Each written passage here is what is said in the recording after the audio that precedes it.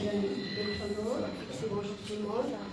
دار الثقافة زدور إبراهيم بوهران لها الشرف أن تنظم هذا اللقاء وتستضيف قامة علمية جزائرية. لنا الشرف والبهجة أننا التقينا بها اليوم.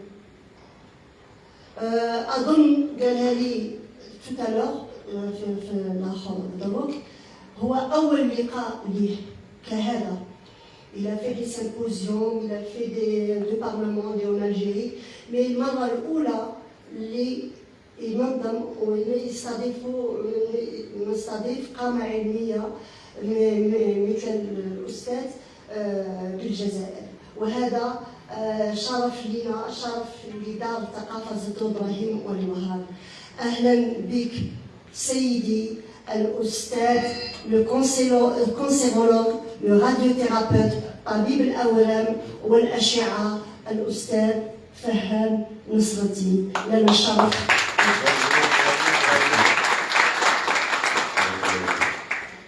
أريد فقط القول سيدي أن الوالد فهام دي عبد القادر جبار والوالده هما لي زليخه الله يرحمهم في هذيك الغده، راهم فرحانين بك وفخورين بك لانك شرف لنا للجزائر وحتى للعالم. شكرا.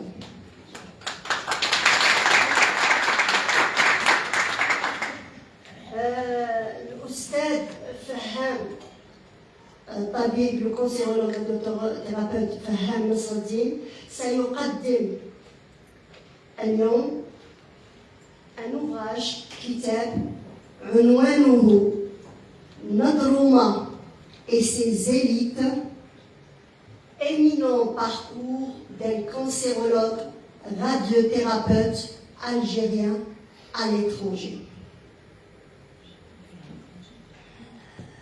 أود فقط أن أبدأ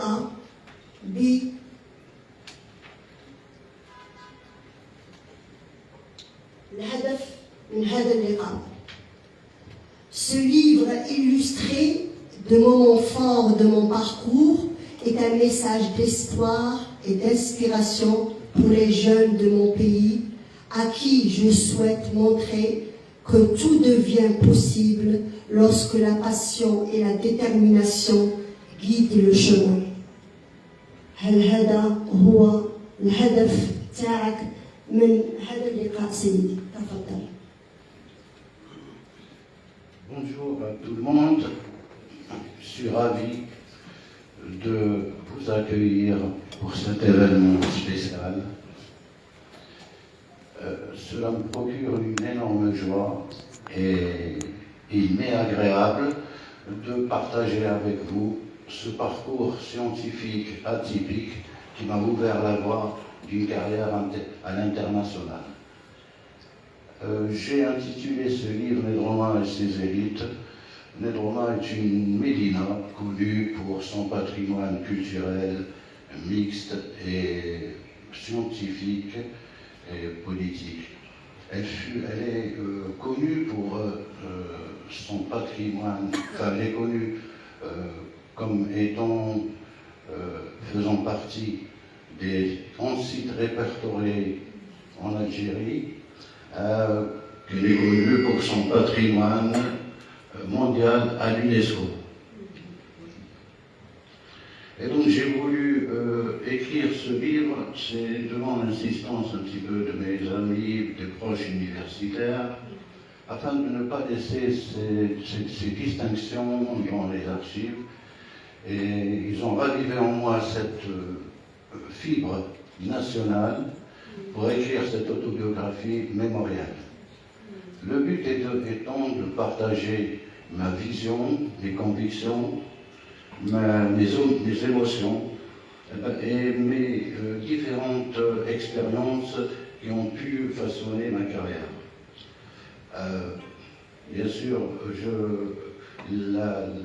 l'émotion aussi, enfin, je veux dire un petit peu, je sais pas, il y a des trucs que j'ai... De toute façon, professeur, لازم نقول لك حاجة. بغيت نسألك سؤال جد très intime. Très bien. À quel âge vous avez été à la retraite? À la retraite. À la retraite, j'étais un peu plus tôt que prévu. C'était un peu jeune. Vous êtes toujours jeune. Oui, Parce que c'est vrai, parce qu'à la lecture de cet ouvrage, il faut 2 vies pour faire ce qu'a fait le professeur Faham Saddin. Il faut 2 vies. Vraiment un foisonnement, un parcours exceptionnel, scolaire, scientifique, professionnel, un livre illustré. C'est-à-dire que ce n'est pas que du blablabla. C'est illustré d'attestations, de diplômes. Vous l'avez fait en combien d'années, cher monsieur? Mais bravo, Inch'Allah. On a 1 an et demi, c'est tout. Alors, bien sûr, je continue, c'est la manière aussi dont j'ai pu surmonter les défis, mes contributions, mes réalisations scientifiques significatives internationales, et surtout, c'est de transmettre un message d'inspiration et d'espoir pour les jeunes de notre pays. Alors, j'ai voulu volontairement faire ce livre en diversifiant un peu quelques étapes où je raconte un petit peu le début, l'histoire de l'Énorma, mon enfance, ma scolarisation, puis bien sûr le secondaire, lycée l'université. Et puis un passage bien sûr sur mon parcours professionnel, mon parcours universitaire et professionnel. Et enfin, bien sûr, les services rendus en Algérie lorsque le ministère de la Santé, via le président de la République du défunt Abdelaziz Bouteflika, m'avait fait appel pour former des maîtres assistants, des professeurs en cancérologie, en radiothérapie moderne. C'était dans les années 2010-2011. Ce que je voulais dire, j'ai volontairement donc fait ce livre en alternant un petit peu mon parcours par d'authentiques images et des récits, une sorte de contrat implicite me liant à vous, lecteur, et à l'éditeur. C'est-à-dire, il y a tout ce que j'ai écrit, je l'ai mis, il y a des diplômes, il y a mon parcours, les travaux, etc. Donc j'ai débuté, bien sûr, j'étais le premier boursier algérien pour des études post-universitaires de post-graduation à Paris. Et de là, bien sûr, la première année, j'ai fait l'internat, c'était à l'hôpital de Lyon à Paris, c'est un CHU, et j'ai passé un concours pour accéder aux instituts de renommée. Et là, le concours, j'ai été major et j'ai accédé à l'Institut Gustave-Roussy, qui est le premier centre européen de cancérologie. Et de là, bien sûr, je fais mon résidat, puis mon assistanat, mon clinica, et bien sûr, après, le professeur avec qui je travaillais m'a proposé un poste au prestigieux institut de recherche de sciences médicales, ce qu'on appelle l'INSERM. Je deviens chef des travaux et par la suite, bien sûr, je deviens expert international en recherche clinique. Je suis sollicité par la Haute Autorité de Santé française et l'INCAS, c'est-à-dire l'Institut National du Cancer, pour la rédaction, pour les travaux, pour la lecture et la relecture de ce qui a été fait par la ECHAS, c'est-à-dire les cancers, leur développement, où j'ai écrit pas mal de trucs sur ça. Puis après, bien sûr, j'intègre, compte tenu du progrès et de mes distinctions, alors je ne parle pas, j'étais major, donc différents diplômes universitaires, je saute un petit peu, je vous fais un résumé. Et donc, par la suite, j'intègre le National Cancer Institute aux États-Unis. Donc, c'est l'American Society of Clinical Oncology. Et par la suite, bien sûr, je vais aller faire des communications à peu près à travers tout le monde. J'ai, comment dirais-je, aussi qualifié pas mal de services de radiothérapie en Outre-mer, hein, c'est-à-dire l'île de la Réunion, Madagascar. C'est des services de radiothérapie qui étaient à peu près comme nous ici en Algérie, qui sont de renommée mondiale maintenant parce qu'ils sont en relation avec l'Institut Gustave Roussy. J'ai fait pas mal de travaux, j'ai écrit des livres scientifiques et puis voilà, donc, et puis des postes bien sûr de responsabilité où j'étais chef de service dans différentes institutions françaises. Et là où je suis passé dans tous mes voyages euro-américains, j'ai fait des communications, j'étais le chef, c'est-à-dire le teacher, le directeur teacher.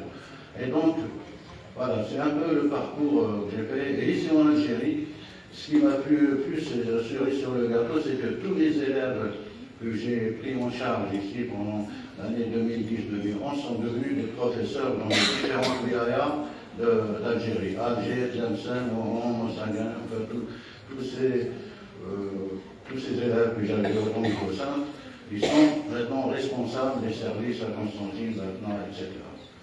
Voilà, un peu, c'est mon parcours un peu, mais vous allez trouver tout dans mon livre. Et puis voilà, je vous remercie.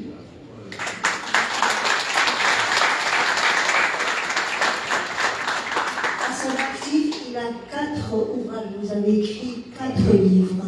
C'est le public, bien sûr, ciblé, c'est le public scientifique. Voilà. D'accord.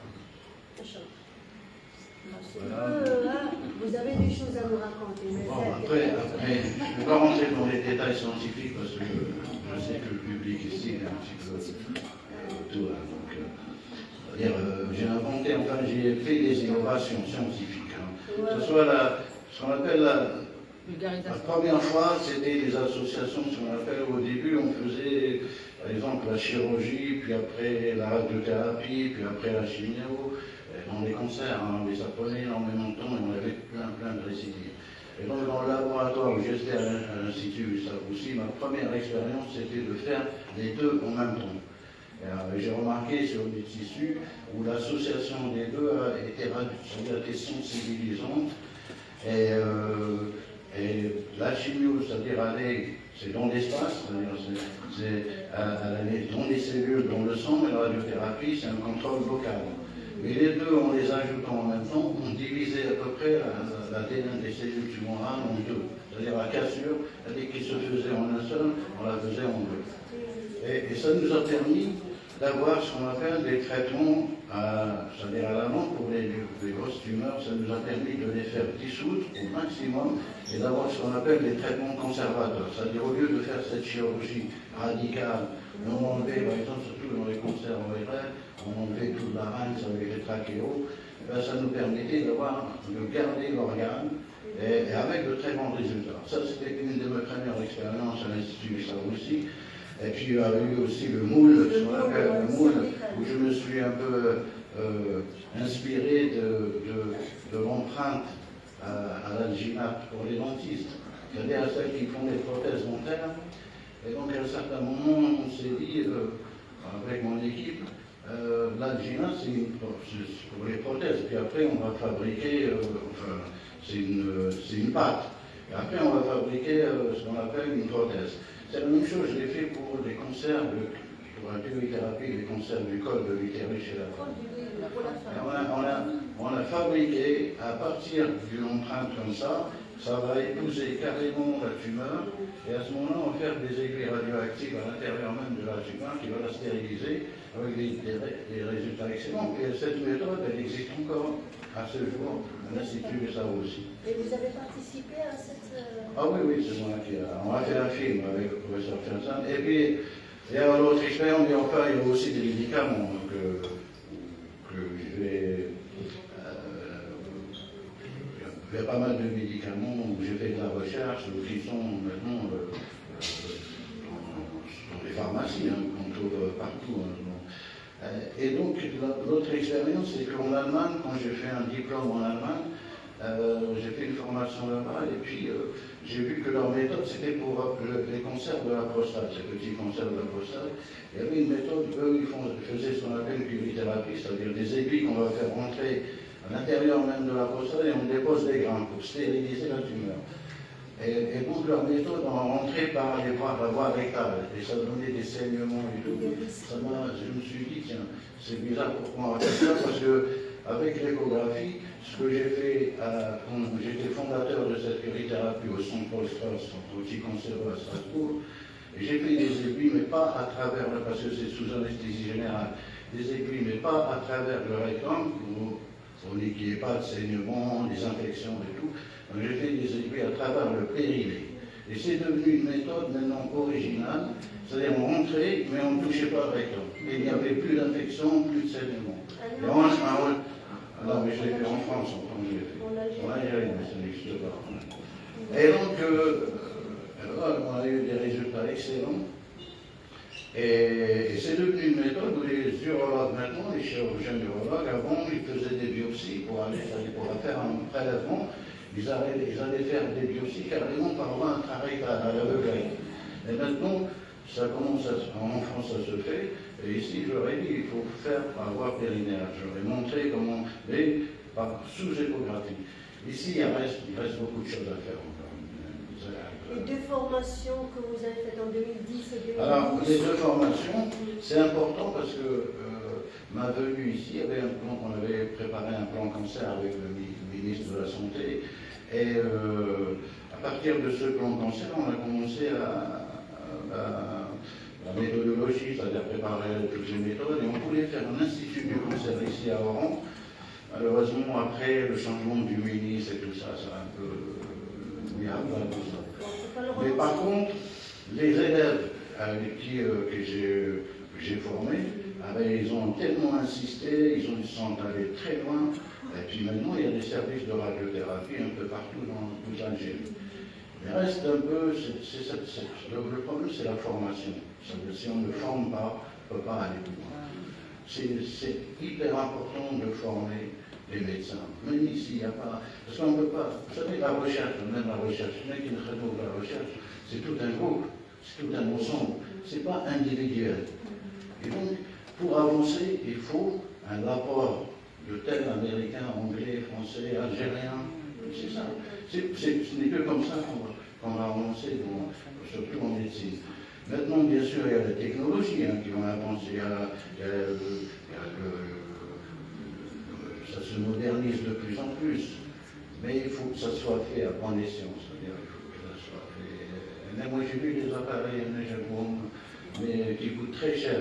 C'est pas l'Algérie le ramène, qui coûtent très cher. Malheureusement, il suffit d'un petit truc après. J'ai eu des accélérateurs à coût de millions de dollars qu'on laisse après. C'est dommage. Et donc il faut cette formation, il faut qu'il y ait une complémentarité. C'est-à-dire qu'il y a des élites de l'étranger, il y en a aussi en Algérie. C'est ça ce qu'il faut. Il ne faut pas ici qu'il passe une mouche, c'est pas encore rentrer un petit peu dans. Moi, j'ai passé un diplôme, je me rappelle, j'avais un chef de service qui avait passé avec moi un diplôme, et moi je l'ai eu, puis il n'a pas eu, mais il était très content. Tandis qu'ici, c'est pas possible. Quand vous avez. Être formé, c'est souvent, même qu'il est. Ce mec, je ne sais pas, vous êtes responsable, après vous allez laisser la place aux jeunes, et ainsi de suite. Et c'est ça, c'est important. Et j'ai lu des dizaines de lettres de reconnaissance de professeurs qui sont maintenant professeurs, qui vous envoient leur remerciement, leur gratitude et leur reconnaissance, et ça, on le voit. C'est-à-dire que vous êtes aussi un bon formateur, un bon pédagogue. Pour le pays. Je voulais que le pays. On pouvait faire ici, rivaliser, mais même dépasser, que ce soit les Français ou les Américains, si on avait une très bonne équipe, si par exemple on nous laissait faire, le problème il est là. Après c'est un problème d'un travail administratif, tout ça. machine. Inch'Allah, ça va venir un jour. Oui, on est confiants. Nous sommes confiants. Si vous avez des questions pour vous. Oui, de toute façon, voilà, il a ouvert. Hein, de toute façon, je crois qu'il a dit. Il ne peut pas tout dire, hein, parce que. J'ai pas tout dit. Il est très riche.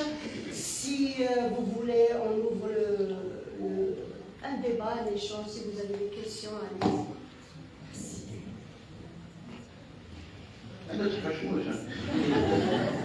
Moi, je voulais juste savoir, est-ce que l'Algérie pourrait faire appel à vos services, à votre expertise, pour former, pour installer quelque chose, parce que vraiment... Si, on a fait appel, je suis venu pour ça. Hein. J'avais pris une église en disponibilité à l'époque quand je suis venu. Ils étaient très contents, j'avais tous les élèves, tous les médecins d'Algérie. Ils venaient de Annaba, de Ouaggara, de partout, ils étaient très ravis. Après, il y a eu des problèmes d'entraves administratives ici. Ouais. Je sais pas, il y a une discordance entre ce qu'on veut faire et on veut aller. La gestion. Sans critiquer, hein, mais c'est pas une critique, c'est la réalité du terrain. C'est un constat. Mais ce n'est pas une question de oui. Oui, monsieur. Salam. Faites passer ça.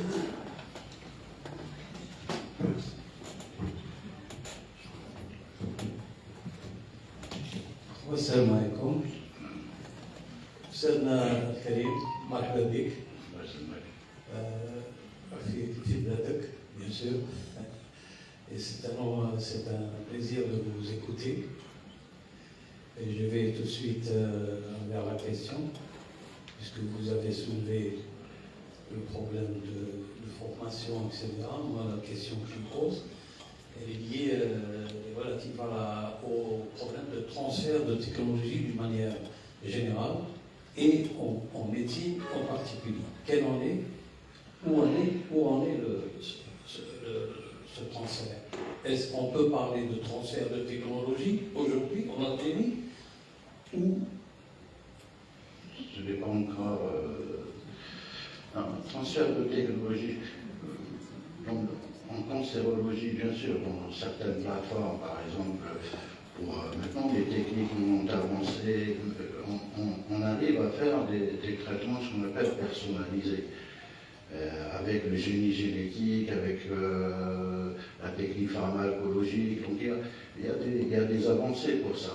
Le problème, c'est que le transfert de technologies comme la radiothérapie de haute énergie, avec maintenant il y a le cyberknife, la stéréotaxie, on ne peut pas, il faut une formation sur place. Il y a des appareils, c'est pas maintenant, mais cette formation elle doit être permanente et se mettre à jour. Après ici le problème c'est que il y en a qui veulent se former, mais c'est insuffisant. Ils vont faire des stages aussi à l'étranger. Mais je pense que ça peut venir. Hein. Le transfert de la technologie, surtout dans le domaine biologique, dans le domaine des techniques de laboratoire, ça oui, ça peut se faire. Par contre, dans le domaine de la radiologie, c'est-à-dire de la haute technologie, il faut des moyens, il faut une formation. La formation, pour moi, elle est le fer de lance. Si on ne forme pas, on ne peut pas ramener du matériel comme ça et puis se former sur place. Non, il faut des experts pour ça. Et puis il faut une coordination. Vous savez, le problème, c'est que la coordination de services est pratiquement inexistante. Vous savez, pour un patient, en Europe, un patient, il est vu, son dossier est vu, il y a un comité, ce qu'on appelle de concertation pluridisciplinaire, il y a le radiologue, le napath, le chirurgien, et puis on discute le dossier pour, bien sûr, après faire une stratégie thérapeutique qui soit adaptée. Le problème ici, il n'y a pas encore ces démarches-là. Il faut une communication, les concertations. Je vais peut-être parler de volonté politique ou de... Après, oui, bien sûr, volonté politique. Mais aussi vision. Non, mais je n'aimerais pas critiquer, mais j'ai vu une proposer plein de trucs, mais je me dis, il y a quand même, faut cette volonté. Le problème ne se pose pas uniquement au niveau, comme je l'ai dit au début, au niveau de la médecine. Nous avons eu en Algérie une politique d'industrialisation. Une industrie a été installée, développée, etc. Et le problème s'est posé. Est-ce qu'il y a eu ce fameux transfert de technologie qui était tant désiré par les décideurs politiques à l'époque? Je ne pense pas qu'il y ait un transfert actuellement de technologie, disons. Oui, je ne pense pas. Merci à vous. Bonjour, je m'appelle Sardine, fils de Hajar Abdel. Moi, je ne vais pas poser de questions, je vais juste porter une réponse à tes préoccupations. En ce qui concerne la visibilité de nos cadres, étudiés en Algérie et continuent à l'étranger, se sont perfectionnés avec plein de diplômes, etc. Toi, ton humilité appelle de toi quelqu'un qui s'est comme réconcilié dans ses pensées et ses œuvres. Il n'y a pas une visibilité, elle est connue. Elle est connue par rapport aux travaux que vous avez faits, par rapport à la formation que vous avez faite. Je crois que vous comprenez ce que je veux dire. Mais la visibilité, parce qu'au niveau du pouvoir et des décisions, s'il n'y a pas une visibilité, ils ne peuvent pas savoir. Alors que la politique actuellement, d'après ce que je connais, d'après ce que je vois, et d'après ce que j'entends, et d'après ce que je constate, toutes les portes peuvent être ouvertes à tous les éminentes matières grises étrangères ou algériennes en Algérie. Vu votre humilité, vous n'avez pas pu toucher du doigt ces préoccupations qui vous tiennent à cœur pour encore, parce que c'est pas dur. On peut faire énormément de choses ici en Algérie. Si tous ces cadres, ces éminents cadres qui sont actuellement responsables au niveau de plusieurs wilayats, vous avez en commun, ne serait-ce qu'une page au niveau pour pouvoir vous écrire. Pourquoi vous ne faites pas une unité, la même chose aujourd'hui, vous vous rassemblez pour faire un projet pour la société. Ce qui te tenait à cœur, parce qu'à un moment donné, tu m'en avais parlé de cette ici à Oran, pour construire un centre de formation en psychologie, etc. Ou bien même pour les interventions. Ça, vous pouvez le concevoir sur papier et l'envoyer directement à la présidence. Et je te prie de me croire que vous aurez tout ce que vous voulez. Merci.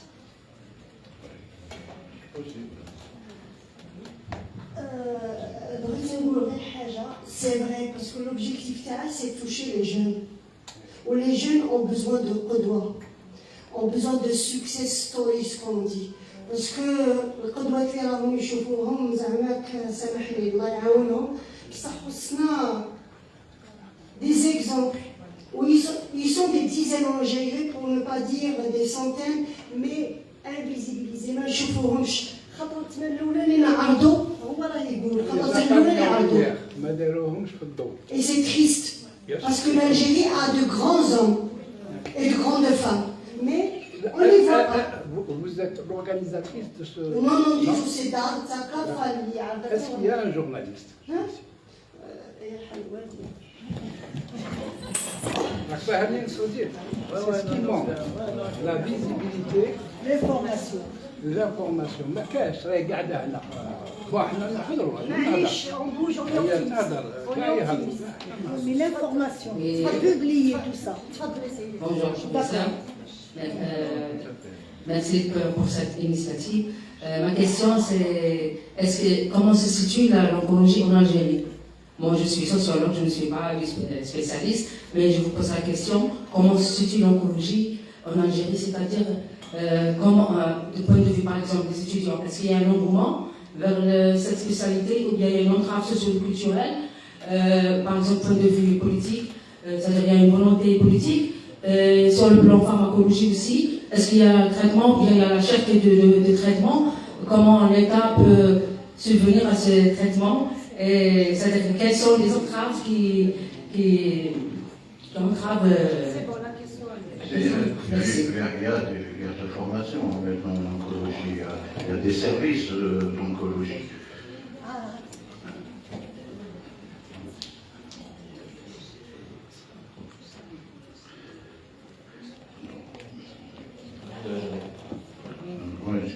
Donc il y a des services d'oncologie, il y en a qui sont formés.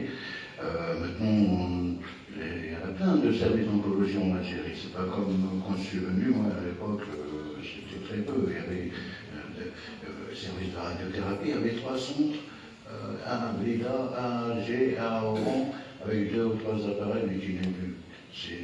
Les patients souffraient parce que les séances étaient très éloignées. Il y avait une perte de chance comme pas possible. Actuellement, ça a repris un peu, mais il y a toujours ce problème encore de retard au traitement. Alors le problème, c'est que les chimiothérapies qui ont été faites, parce que j'ai constaté avant, qui ont été faites, moi, à l'époque où je suis venu, c'était un petit peu quand même...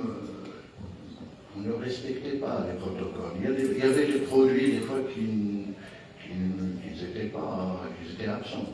C'est-à-dire un protocole de chimiothérapie, s'il n'est pas respecté, on ne peut pas avoir des résultats escomptés. Le problème, c'est qu'ici, moi j'ai remarqué où des fois on faisait des chimios à des demi-doses, alors que ça ne servait à rien. Le problème, ou alors des chimios reportés, c'est-à-dire si on ne suit pas des fois ce protocole. Et ça, c'est malheureux pour les patients. Et là, il y a une perte de chance de guérison. Moi, je pense que maintenant, ça commence à revenir parce que les services commencent à être structurés. Il y a un petit manque de produits de chimiothérapie, parce que maintenant, on va aussi vers les thérapies, l'immunothérapie, vers la thérapie génique. Mais c'est nouveau, parce que j'ai remarqué aussi, parce qu'il y a beaucoup de choses que j'ai remarqué qui ne vont pas. Moi, j'ai remarqué, à l'époque, ils ramenaient, ils faisaient de l'immunothérapie pour certains cancers qui valaient très très cher. Nous, en France ou en Europe, on fait des études de recherche sur ça, et c'est les laboratoires qui vont nous les fournir. Et donc, on ne les achète pas. Ici, ils les achetaient à plus de milliards. Et comme je leur ai dit, moi j'en ai parlé, je me rappelle, au ministre qui était aussi un ministre Jamel Boudagdas à l'époque. Je lui ai dit, c'est des milliards, c'est il ne faut pas faire comme ça. De toute façon, on n'a même pas de recul. Mais il faut un recul. Par exemple, quand on fait un traitement comme ça qui coûte très cher, déjà on a un recul et on sait très bien que parmi ces produits, il n'y en avait que 4 ou 5 qui marchaient, même en Europe. Et j'ai beaucoup à coup de milliards. C'est impossible. Alors, les ça dans la rame, mais on va remarquer. Il y a beaucoup de choses que j'ai vues, je ne vais pas... Moi, je suis Nassim Faham, je suis pneumologue et allergologue pédiatre en France. Je voulais revenir un petit peu, déjà bravo pour ton parcours. Un exemple où j'espère avoir ne serait-ce que la moitié de ta carrière. C'est vrai que le problème de formation, je pense que ça va encore un peu plus loin que de chercher des élites qui ont été formées à l'étranger. Il faut des élites en cancérologie, mais il faut un impact en chirurgie, en anesthésie, tout est lié. C'est ce que tu disais tout à l'heure,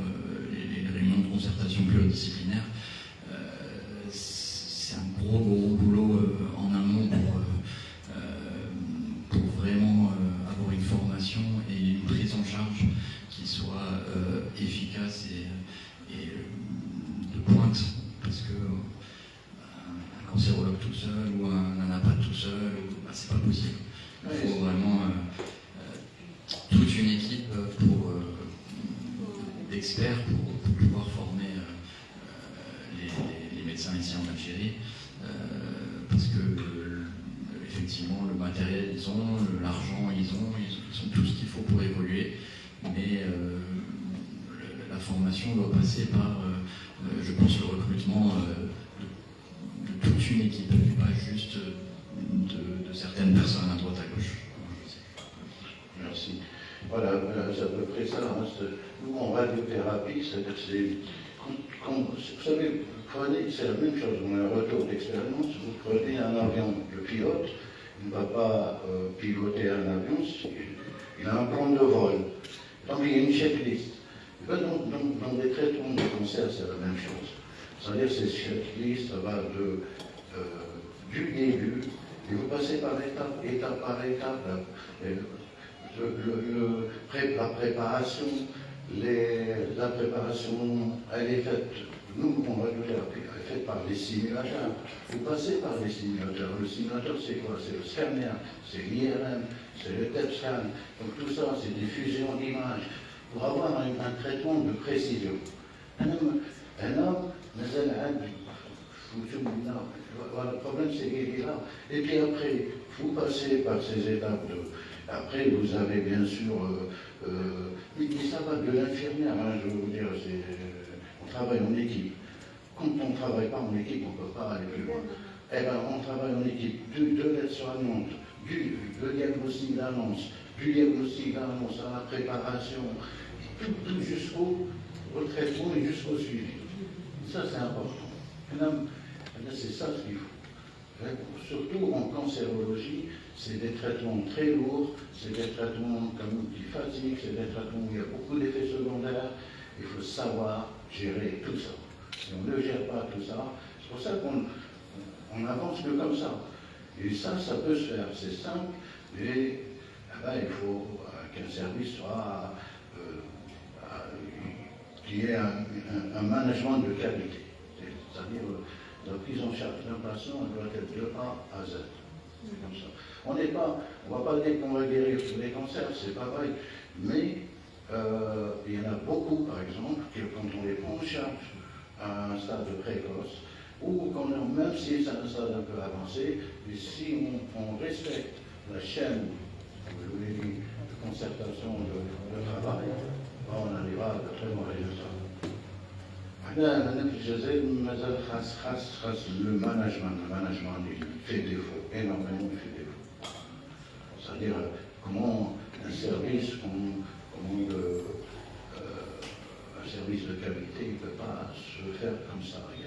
C'est tout un système à faire et que tout le monde soit spécialisé. L'infirmière, la femme de salle, et puis ça va. Ne croyez pas, cher professeur, c'est-à-dire on a formé les médecins, on a formé les professeurs, mais je crois qu'il faut penser aussi au management. C'est une science quand même. C'est-à-dire, on a un hôpital comme une ville, et quand on entre, la gestion des associations, et par moment, le médecin, un grand chirurgien se trouve à la merci d'un petit guichetier. On l'a vu quand même. Bien sûr, tout à fait. Bien sûr. Il faut aussi faire c'est tout un ensemble. C'est-à-dire, ça va de, je ne sais pas moi, du guichetier, de la femme de salle, à l'infirmière, tout ce monde-là va travailler normalement au flux tendu comme ça, on a vu. Et je ne sais pas pourquoi en Europe. En Europe, vous savez, vous emmenez un directeur d'hôpital, vous emmenez les médecins et tout, ça va marcher très bien. Parce qu'ils sont formés, ils n'ont pas besoin d'un chef qui va les diriger, ils connaissent leur travail. Et puis ça vous fatigue le travail. Tandis que là, j'ai mon affaire des conditions de travail sont différentes. Et donc c'est là, leur réussite, elle est là. Hein. C'est pas parce qu'ils sont. Non, ça n'a absolument rien à voir. C'est parce qu'ils sont très bien organisés. Et puis le patient est content, il est pris en charge de la manière. Voilà, je vous remercie, on va prendre peut-être.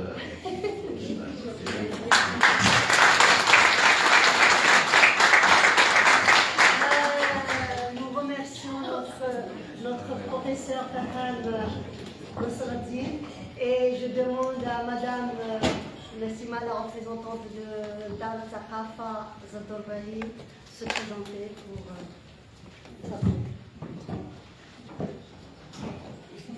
présenter une attestation de...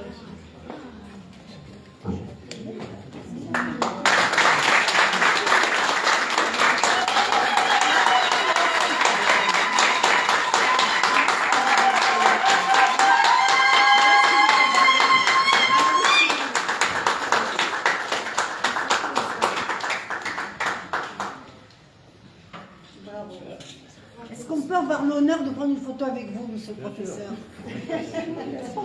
C'est un rêve qu'on va réaliser, n'est-ce pas? Ah, j'adore ça.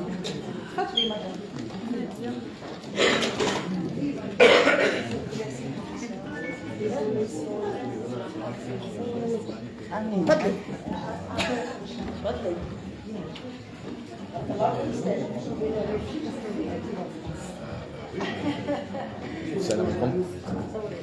Prends photo. Ah, salut, bon ami. Moi, je suis là. Je suis venu. Si vous voulez bien, je ne sais pas si ça vous dit quelque chose, une photo d'ensemble, ça serait merveilleux. Et ça serait un beau souvenir. Bah, moi, j'ai envie de prendre une photo avec lui. C'est bon, j'ai pris 2 photos. Nous vous invitons à passer. Ce sera une très belle photo. Merci. Et ça. Allez-y, messieurs, Là, on fait une chose.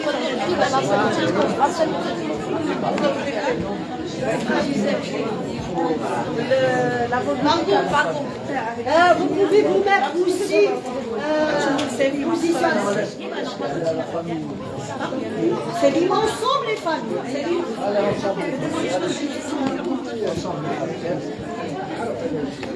Allez-y, vous pouvez vous mettre ici aussi. Et la famille, elle aura sa photo. Mais vous pouvez vous mettre bien là. Non? La famille, oui, si on veut bien. Allez-y, allez-y. Comme ça, on verra qu'il est bien entouré. أنا ماشي فاميليا